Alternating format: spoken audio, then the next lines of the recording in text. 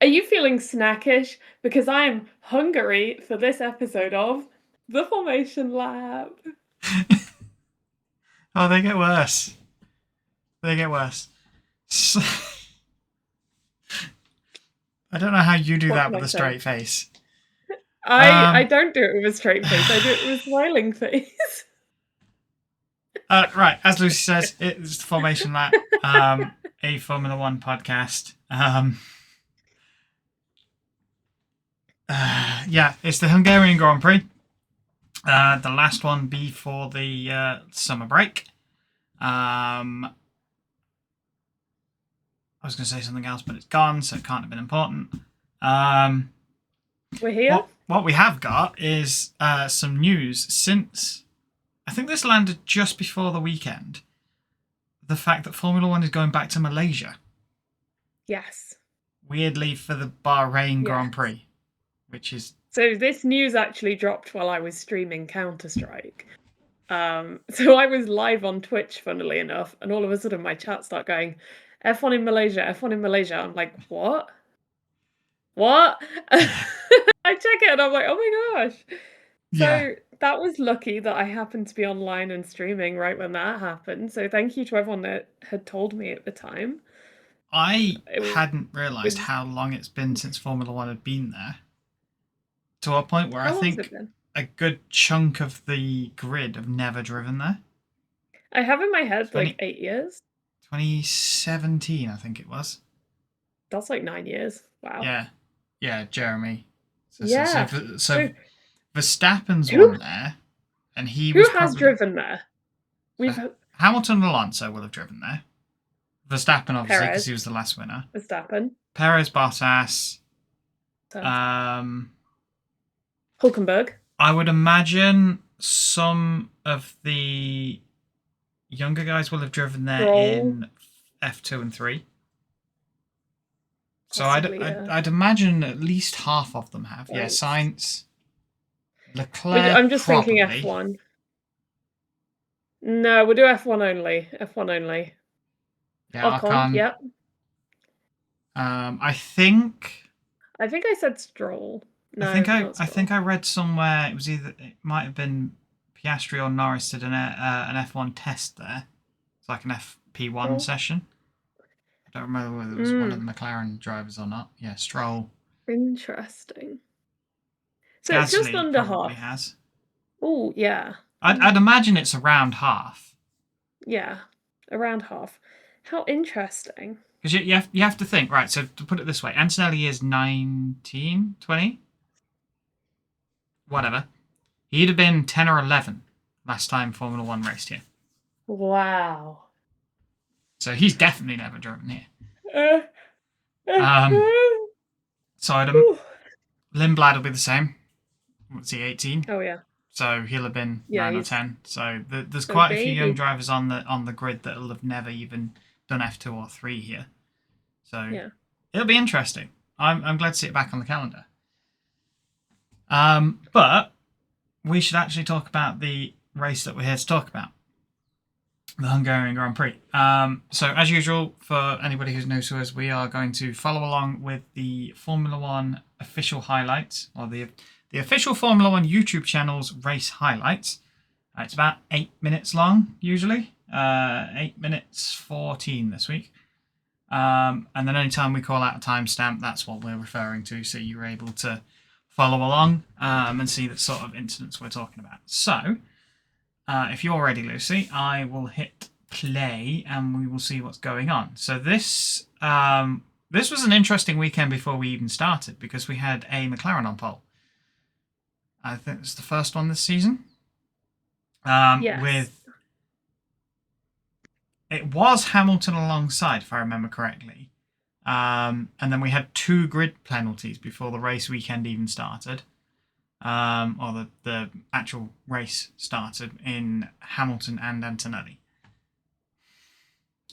Just Lucy talking to chat. I don't want to interrupt you. Yeah. I just think I'm good. Yeah. Hamilton's was impeding, if I remember correctly, and Antonelli was not slowing down after Verstappen spun on the final turn at the end of Q3. So they both got grid penalties. So we had a Norris Leclerc front row, which was interesting before we even got going. And then I missed quali. immediately, George Russell had, I believe, was it anti-stall? I think it was anti-stall. Well, that's what his engineers said at the time. Kick in, and he didn't get off the line basically, and ended up at the back of the grid. And we're not even into turn one yet. Piastri had a fantastic start and got up into second, almost alongside Norris, going into turn one. And then sort of three abreast was Hamilton, Leclerc, and Verstappen. Leclerc had an awful start. I don't know what happened. But yeah, he had an awful start because he was P2, obviously, and he's now about to get swallowed up by Hamilton and Verstappen. But equally, Verstappen had a fantastic start. And then, yeah, I've just paused at 14 seconds. Russell is literally at the back, I think, at this point. And he's now in survival mode, I think, to try and get through the midfield. Yeah, Jeremy says Russell had a full battery, which caused the engine to rev higher because it interfered with his starting procedure, so he lowered his throttle application from 30% to 10%, causing him to be down on power at the launch and go into anti-stall. Which, if I remember correctly, Kimi Antonelli said something about that when they did their cool-down room thing. He said something about battery and stuff like that. So I think this is a getting used to the new cars thing. Feel free to contribute. I feel like I'm just talking to myself here. I don't have much to say right now. I'm enjoying my nice drink. I'm drinking the blood of my enemies right now, so I'm having a lovely day. No, I'm kidding. Too much Counter-Strike, that's what it is. Yeah. So, fun fact, I actually missed the first lap of the race and nothing else. So, some of you here will know Vincent. He very sadly went back to Sweden, and the Hungarian Grand Prix race day was like our last day together. So me, my brother, and Vincent all kind of had a watch party for the Hungarian Grand Prix, and we got chatting, and I was like to Vincent, "What time is it? How long have we got before the race?" And Vincent checks his watch. He's like, "Oh, it's 2 minutes past." So we were like, "Oh no!" So that's why. So when you started talking, I just watched the first lap, and I was like, "Oh, that's so what happened." This George Russell anti-stall nonsense is news to me. So yeah. And then I was reading Jeremy's expert explanation. Like that's really good intel. Yeah, I don't think that ever came out on the broadcast actually, but I imagine Mercedes at the time didn't know or didn't want to broadcast it. I don't know, but yeah, it's one of those things. There's kind of other things going on as well. Yeah, especially at the start of a race, you kind of you want to focus on the battles rather than Yeah, I mean, you were probably surprised to find out what happened in turn two. So we're down to turn two. I've paused it here at 23 seconds. You've now got Piastri alongside Norris again. Verstappen's passed both Ferraris. I don't know whether he was ahead of Hamilton anyway, I think. And you've got Hamilton on the inside. Norris turns into turn two, takes sort of a mid-line to sort of block Piastri, and then just understeers almost off the edge of the circuit. I assume his front tyres weren't warm enough, but he just sort of just understeered around and the car did not want to turn. I'm very surprised he clung on to second. Did not notice that the first time. When I watched it just before, I was like, yeah, all normal, all standard. Yeah. And then you said that, and I was like, yeah, it doesn't help that at a glance, the two McLaren helmets are very, very similar. They've both got a lot of yellow on the top. So they do look very similar at a glance. And then you might not have noticed, if you watch through turn 3, Hamilton and Verstappen have a little bit of contact. Oh. Oh yeah, I saw that. Yeah, Yeah, it's very, very slight. that's So a kiss. That's yeah, a little peck. it's front wheel to rear wheel, and it's such a light touch that they don't even take the sort of markings off the tires, which you quite commonly see when they have a wheel to wheel touch. Um, so that was interesting. I don't think either of them really complained about it either. So there wasn't really much there. Little racing smoochy. Right. I Let's. think we need to have chat commentate the F1 races in future. Imagine Yeah. Nicole just like, and there we see a little racing smoochy happening. I It'll be don't think so much anybody more would have fun. any idea what was going on if Nicole commentated. So But it would be a vibe. I'm just continuing on through lap one.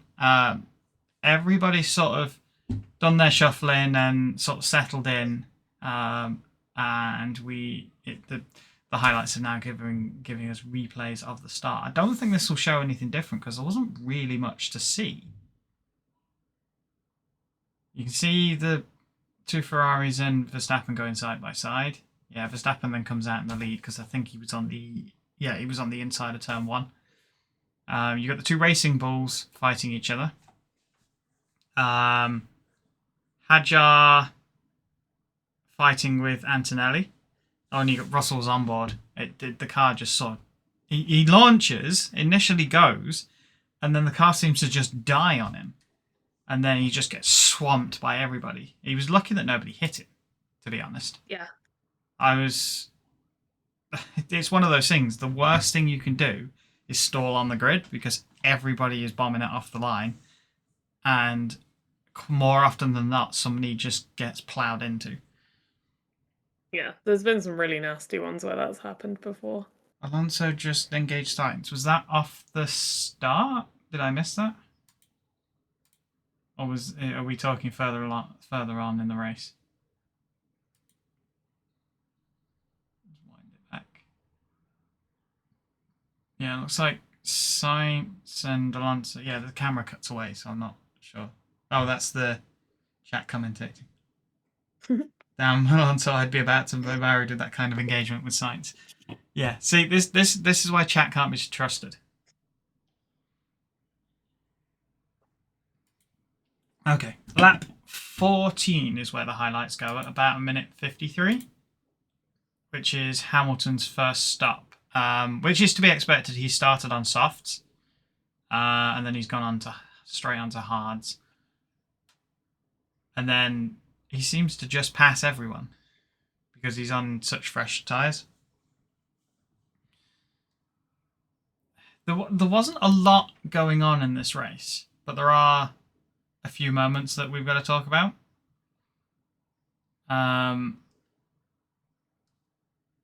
Yeah, the problem with Hungary is historically it's a difficult track to overtake at. Yeah, that was why Hamilton pitted. He was on softs and he undercut Verstappen. Sorry, it's been a week since we've seen the race. So we're all a bit like, ooh. I'm just sitting here like, oh, what happened? Right, yeah, here we go. 2 minutes 46. Monaco without walls. Or no, 2 minutes 44. The pass that Verstappen made on Hamilton. So he passed Lawson and Hamilton at the same time into turn one. What did you make of this? Because everyone seems to have been going nuts over this. I didn't think it was too thrilling. No, and my opinion of this is it was a bit of a dive bomb. And if you watch it, Hamilton turns into turn one, then sees Verstappen, and then backs out of it so they don't have a crash. And then Verstappen has the audacity to complain about Hamilton moving under braking, which I find a bit ironic. I thought that was a very interesting complaint. Like, I didn't see any moving under braking happening. I think generally when moving under braking happens, you can tell as a viewer. You can see. I'm gonna water the streamer first, but Yeah. you can really see. Like, as a viewer, I feel like you're always shocked when the car suddenly pulls, because you don't expect Yeah. them to do that as a viewer. And if you don't feel that shock, they have not done moving under braking. No. And in this instance, I don't think Hamilton moved under braking. What he did was brake and then went to turn into the corner, because at the previous time he checked his mirrors, Verstappen was behind Lawson. So Hamilton wasn't exactly expecting Verstappen to be coming alongside him, spotted him at the last minute, and then didn't fully commit into turn one to avoid an accident. So I think it was a bit of a dive bomb, that he was lucky that Hamilton spotted him to avoid the accident. Otherwise, it would have been a crash. Yeah. And I think Verstappen would have been found at fault if it was a crash, purely because he came from so far back. Same incident happening in 2024 without contact, yeah. So it was a bit of a dive bomb. I think it was a bit of a risk, but I think at this point in time, Verstappen's not exactly got anything to lose, has he? I don't think he's realistically in the championship fight. So, yeah, and I think it's just, yeah, it's just one of them things. I don't think anybody gained or lost anything out of it. Hamilton probably could have complained about it, but at the end of the day, he left the door open. So, yeah, you watched the onboard. He was a long way back, and you can really see. So if you go to 3 minutes and 4, you can really see how Hamilton starts to turn into the corner as Verstappen just slides up the inside. That was a proper dive bomb. And if Hamilton had turned in, that definitely would have been on Verstappen. Yeah, and that's the thing. It kind of goes back to what we were saying last week about how things are often punished by outcome. Yeah. Yeah, it's one of those things. I don't think it was a problem. Hamilton did make room for him, and if they were punishing by outcome, he could have just turned on him. I wouldn't have punished for it, but I would have definitely shut down the complaining and been like, "Ayo, you're lucky to have not been crashed into here." Yeah, and I do feel like this was just textbook racing. At the end of the day, I don't think this was anything. Yeah. Anything untoward. Yeah. Right. I do low-key, like, this is silly of me, but I kind of love when they're all complaining and whatnot. Yeah. Like, they come on the radio and start snitching, and everyone's just, like, pointing fingers at each other. I just found it funny that Verstappen had the audacity to complain about Hamilton moving under braking. It's like, no, you came from 6 miles back to make that overtake. Interestingly, YouTube does highlight that as the highlight of the video. So that's the bit that most people are watching, which shows you how exciting the rest of the race was. So we're going to skip forward to lap 38. There's a few pit stops in the middle. Nothing dramatic. 3 minutes and 43. We are going to see what happened with Piastri and Sainz. If you watch it through, basically they have contact. Piastri's trying to pass Sainz. Sainz should be under blue flags, so Sainz should be letting him through. They have contact, and then Sainz continues to not let him through, which I find kind of bizarre. But I saw an onboard of it was Sainz, I think. Yeah, because I don't think they showed us the Sainz onboard in the feed. No, but somebody, it was posted after the fact. This is one of the benefits of us not doing this at the time, is we get a little bit more information coming out. Sainz passed 7 blue flags. Oh, Jeremy says 8. It was 8. Was it 8? Even worse. Even worse. 8 blue flags before Piastri tried to get around. I think it would have been the outside of him into turn 3. Sainz has blamed Piastri for this, which I think is unfair, because Sainz should have got out of the way. It's plain and simple. You get 3 blue flags to move. He didn't move. He went past 5 more blue flags and still didn't move. Which is why at this point Piastri's getting frustrated, stuck behind him. Like, get out of my way. Has anyone listened to the radio comms on that moment? Like, did the race engineer inform Sainz of anything? Because I understand that he's going to be racing his own race. It seemed like he was in a real group. Yes, yeah, he was in. He Yeah, was having he a was in a fight. fight, so like, So but still, your fight takes second place to the fight for the lead. So yeah, you need to get out the way when you see the blue flags. That's what they're for. yeah, It's not an optional thing when you see the blue flags to yeah. It's kind of go, mandatory. do I fancy letting someone through? They You've got to move out the way. That's what you do. Yeah, the FIA do give out penalties for ignoring blue flags, and they have, and they Yeah. will continue to do it. So it's not optional, which is why I So find it why so did Sainz bizarre. not get? Yeah, he was told. He was told in turn one, which is where he got his first blue flag. I think it was, if I remember correctly. It's been a couple of days since I saw the video. And yes, okay, he was fighting with Alonso, but what you do, and what you'll see multiple times, and if you're an endurance racing fan, you'll see this all the time because multi-class racing. He should have been the fifth or sixth blue flag in turn one, yeah. So he's had plenty of blue flags by turn one. Just let him go past down the main straight. You don't lose any time. But what you then do is, if you're Sainz, you tuck in behind Piastri and take the toe. And then when Alonso has to move out of the way to let Piastri pass, he'll have slowed down. You can catch him back up again and potentially take advantage. That's what he should have done. What I find interesting about this as well is, aside from Sainz refusing to take any blame for this, James Vowles has come out this week and said it's Alonso's fault. Why is it Alonso's I have no idea. fault? I genuinely have no idea. Why is Alonso responsible for Sainz not moving out the way? Like, Let me. if maybe there'd be a case for it if Alonso was really hot on Sainz's tail and wasn't letting up, and there was no way for Piastri to get through the both of them, and Sainz was somehow getting blamed. But Alonso was the one in front. Sainz has to move out the way first.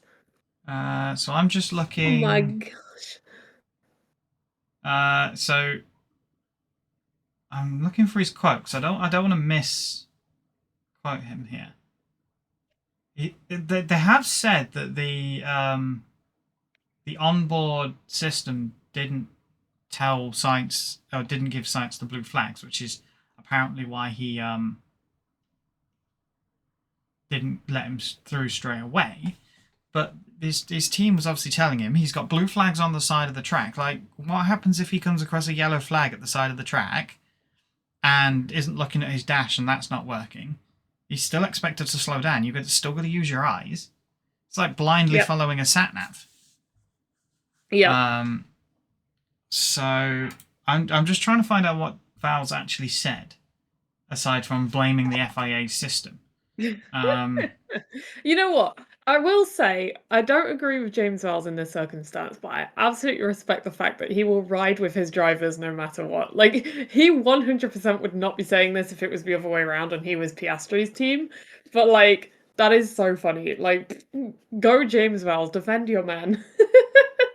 So when blah blah blah, Alonso was behind Sainz and therefore first in line to let him pass. When Piastri initially caught the two lapped drivers, Alonso was behind Sainz and therefore first in line to let him pass. Was that right? Okay. Jeremy says yes, so I have no reason not. So what that says to me is Sainz passed Alonso. No, Alonso passed Sainz, and then Sainz then refused to let Piastri pass once they caught up and started receiving the blue flags. Interesting. You have to do it in order. Instead, Alonso passed Sainz into turn one, leaving Piastri to try and lap the Williams driver at the exit of turn two. I don't think that's what happened, is it?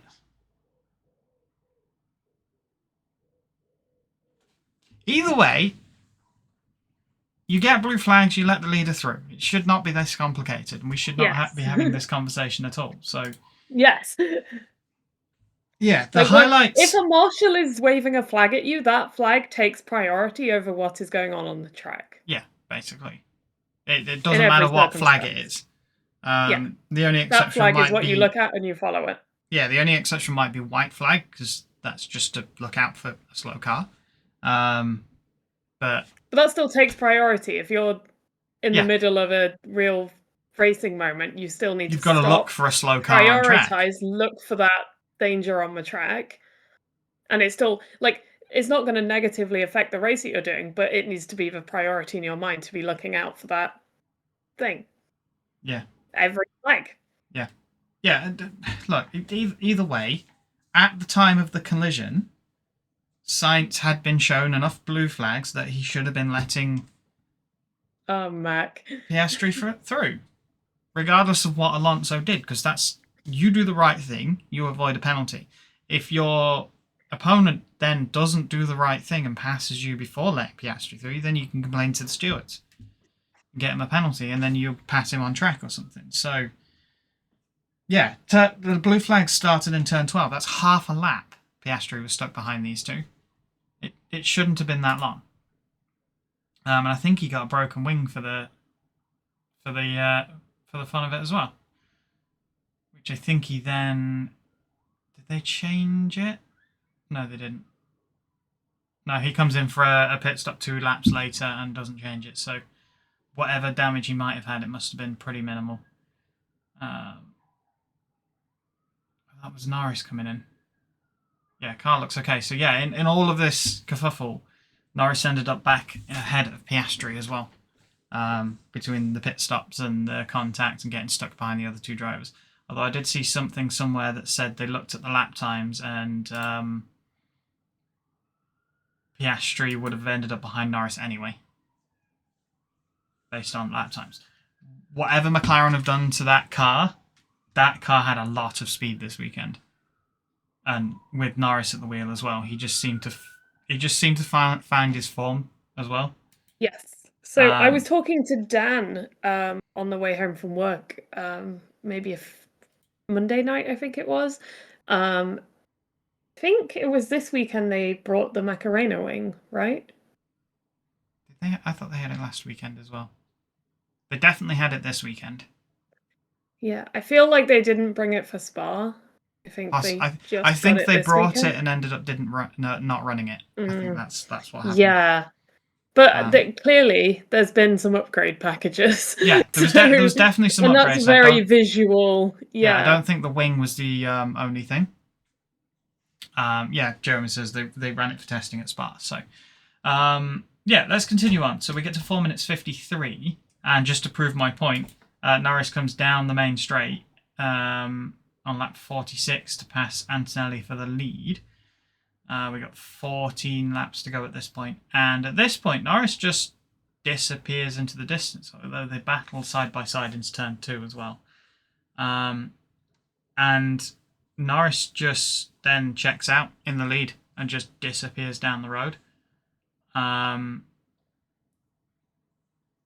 think this is the first race this season that's been won by 30 seconds or more, something like that. It was quite a large margin. Oh yeah, and then Piastri broke down on the side of the circuit, so even if he hadn't been passed by Norris at the time, it wouldn't have made any difference. Yeah, but potentially. So Jeremy's just pointed out that Norris had a new power unit I think he had it at Spa, and he's had quite a lot of new components. And potentially this is now hitting Piastri because he's still running older components. He hasn't taken any new ones like Norris has. So potentially this is now giving Norris an advantage. It's hard to say, really.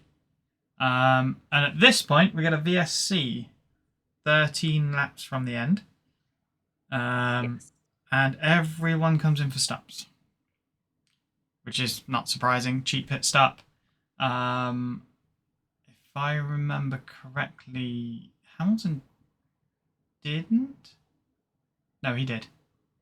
I have an ad right now. Oh, you get an ad on YouTube, yeah. Yeah. Oh, no, Hamilton did. Yeah, he did. I think Antonelli didn't. Antonelli's the one that didn't.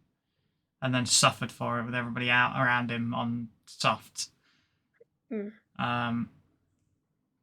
was worth a shot for them. I don't think they had much chance of a podium at the time. Especially in a title fight, you may as well take that shot at getting the sweet 25 points, you know? Yeah, he just had One to or sort 2 of... points won't make a difference, but Yeah, a win I think he would. was doing damage limitation in the end. And then the only other thing to note towards the end of the race here is Hamilton got a 5-second penalty for speeding in the pit lane. Do you know how much the margin was? I don't know how much 0.1 kilometers an hour. Oh. Yeah. Well, speeding is speeding. Don't speed, kids. You've got to draw the line somewhere. You're either under the speed limit or you're over the speed limit. There's it's not like the public road where we get a bit of a margin of error sort of thing. This is precise. And it's one of those things where it flashed up and said Hamilton's under investigation for speeding in the pit lane. You know for a fact that he was speeding in the pit lane, otherwise that doesn't come up. It's the same when you get a false start. When that comes up, 9 times out of 10, it's a false start. What I did find odd was Ferrari told Leclerc about Hamilton's penalty.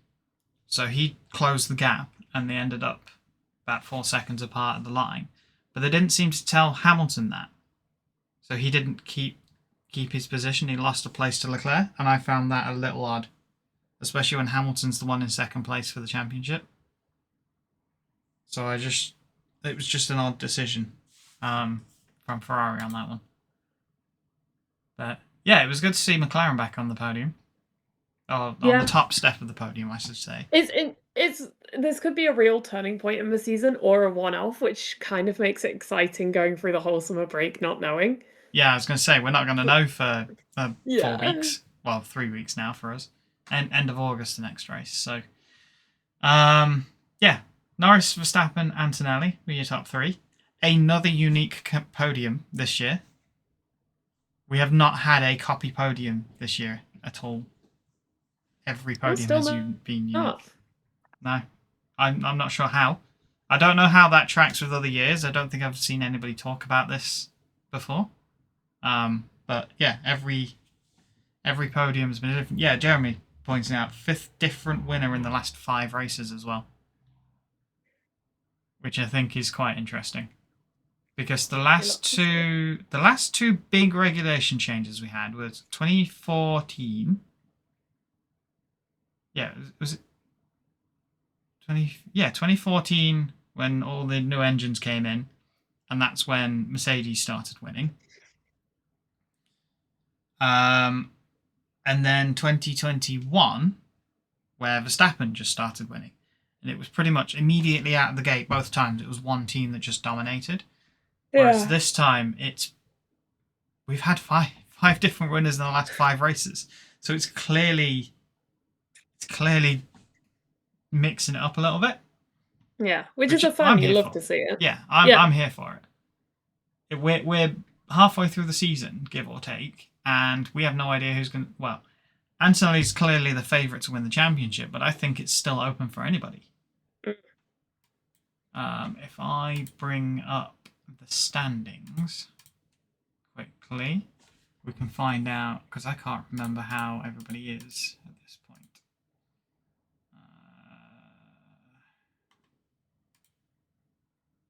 Standings, drivers.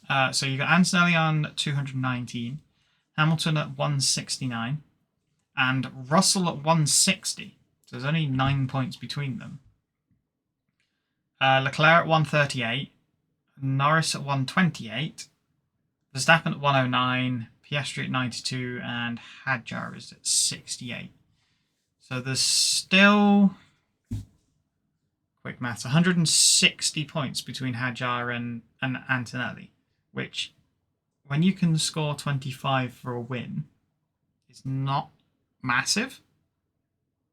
And Verstappen overturned a similar difference last year. I don't think it was quite that far. Yeah, 6 race wins to turn over that. So 105 points Verstappen did. So it's not clear cut. I think Kimi Antonelli has the advantage, being 50 points clear, but that's only 2 race wins. Verstappen gets a win, Antonelli gets a DNF, Hamilton closes half that. So it's nowhere near obvious who's going to win. I don't think the likes of Hadjar, Verstappen, and Piastri are going to win the championship. I think they're a little too far back. The teams is still not set in stone either. You've got Mercedes at 379. You've got Ferrari at 307. McLaren at 220 and Red Bull at 177. So I think unless McLaren or Red Bull start winning back-to-back races in the second half of the season, I don't think they're going to win it. But between Ferrari and Mercedes, it's pretty close. So it's going to be an interesting second half of the season, I think. Yeah. And it kind of, like I was saying, with the McLaren situation, we don't know what is going to happen. The air of mystery. Please Piastri win in Zandvoort, says Jeremy. 6 and 6. Yeah. I would love a Piastri win. But you know what when I would love more in Zandvoort? Alex Albon. I think that's unlikely based on Williams' recent performance. But we're going to be so back. Williams' season, it's so over, we're so back. It's so over, we're so back. It's so over, we're so back. This is where we're going to hit in Zandvoort. Well, to be fair, Aston Martin have found some pace this weekend. Or last weekend. Martin. Alonso managed to get into Q2 for the first time this year. So that was good for them. Obviously, only Alonso. Not quite into Q3 yet, but whatever they've done has clearly made an improvement. And I believe come Zandvoort, they are getting an engine upgrade as well. So they've had, it was a aero upgrade this weekend, and they're going to get an engine upgrade as well. So in theory, that should be great for them. Yeah, according to rumors, it brings them 50 horsepower, which is not insignificant. It's worth noting, actually, I've just realised, Bottas's breakdown wasn't on the highlights. So Bottas retired from the race with brake failure again, which is something Cadillac seems to be having quite frequently now. So obviously that's an inherent issue. I don't know whether it's the car or the cooling or the actual brakes themselves, but they keep having issues with it. So I'm wondering what that is. But it means that Aston Martin might actually overtake them, because I think at the moment I think in the standings they sit above Cadillac, but I think that Cadillac have been doing a better job, but equally not with brakes that don't work. So yeah, their upgrades work, but their reliability is not great, which is kind of what we're expecting for Cadillac, to be honest. But I think that's good. I think you'd rather have the inconsistent speed, but know that you can get there, and then you can work out which bits are failing. Yeah. And go from there. It's not like they're miles off, you know? They're at least in the ballpark. Yeah. It's better to be... I think you're right. Probably better off being fast but unreliable rather than slow but reliable. Because then even if you pick up, like, you know, if a midfield have a rough day and you pick up one P9 or P10 on a good day, it doesn't matter if you're 23rd for the rest of the year, you know? Yeah, because at the end of the day, that's 1 point means more than a consistent 17th. Yeah, because I think... Let me have a flick back here, because... Yeah, Cadillac are the only ones without a point so far. Somehow Aston Martin managed to score. I say Aston Martin. Alonso managed to score. Oh no! Don't do Stroll like that. Don't do him like that. Right. Let's move on. He did it all, but I forgive him. Let's move on. Right. Let's talk about F1 Fantasy.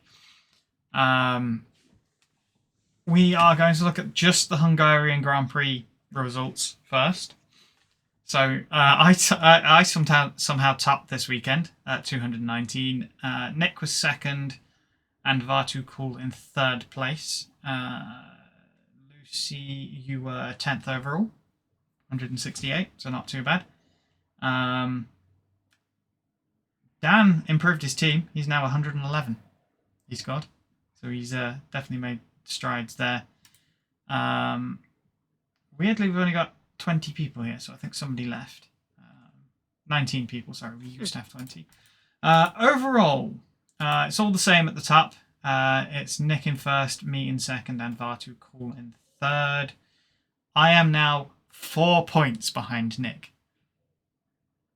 4. And he's been sat at the top ever since race 1. And how much did he outscore me by race 1? He's gonna win. Yeah, he sort of double scored me in the first race. So I thought he was out in front and he was going to run away with it. But somehow I've been clawing back towards him. So I'm now 4 points behind. Overall, Lucy, you are 8th. You've dropped a couple of places, I think. This midfield is really close. So first and second, like every obviously, week I'm kind of going somewhere. Yeah, first and second are quite close. Third and fourth, 2080 and 2033, so that's quite close. Fifth, sixth, seventh are 1969, 68, and 62, with you with 1947, and then ninth place, 1932, 10th is 1917, so that 5th to 10th is covered by about 50 points. Which in a weekend where you can score over 200 is really close. So yeah, it's hard enough because I think it's helped that each team's form has changed as we've gone on, especially the midfield. I think Haas started off quite well and have sort of slipped back. The Racing Bulls have done the opposite and gone forward. So the sort of topsy-turvy makes it hard to predict what team to grab. So I think it's our championship's not over, which is exciting as well. Yeah. Did I give my bonus points to Russell again, or Gasly? You're running Ferrari and Mercedes, and then a bunch of midfield drivers. It might work for you. It's working. You're in 8th, so you're in the top half of our league. And what about it? So I've said before, there's two ways of doing it. Is getting 2 good teams and then midfield drivers, or I think you can just about get 2 good drivers and then midfield teams and midfield drivers to fill up your last 5. So it's a mix on how you get it. So I'm running Antonelli and Ferrari, for example. And I'm kind of splitting my strategy between the two, because if Ferrari have a good race but Antonelli doesn't, I still get a good points from Ferrari. So I've had to swap all my drivers against us, Mac. Yeah, to get the most out of it, and if you want to be super competitive and you have to micromanage it and change your drivers every weekend, I think. So I tried being clever once. I got the lead and going full Mercedes, and then it immediately starts going horribly for Russell. Oh no! Yeah. So this is the thing you have to with this. You can't react to their form, because I think every 3 races the driver's price changes. So if they have a good race, the price will go up. And then based on this season, if you buy them while they're up and then their form slips, you lose money, and you can sort of lose your cost cap. So we've said before, we're not taking this too seriously. It's just a bit of fun. There's no prizes for this. So if you want to join us, if you're watching on YouTube or listening on Spotify, we've got all the links in the description and stuff, so you can come and join us. Discord's in there as well, so if you want to join our conversation on Lucy's Discord, you can join us there as well. But I think that's all we've got for this week. The next race, as we mentioned, is the end of August. I think it's the 27th, 28th, something like that. 21st to the 23rd of August, Zandvoort. And then later on this year, we're looking forward to the Bahrain Grand Prix that's hosted in Malaysia, because that's not confusing at all. We're gonna make so many jokes about that. Yeah. Well, you have to. It's a sprint weekend at Zandvoort as well. It's also a Lucy's There weekend. Yeah. So don't expect podcasts to be on schedule because Lucy's decided to leave the country. Not that we're ever on schedule anyway. Fled the country. Yeah, literally. Yeah. So, cool. Right. That's all we've got for you. We will see you in about 4 weeks' time after Zandvoort. Okie dokie. Bye-bye. Well, bye.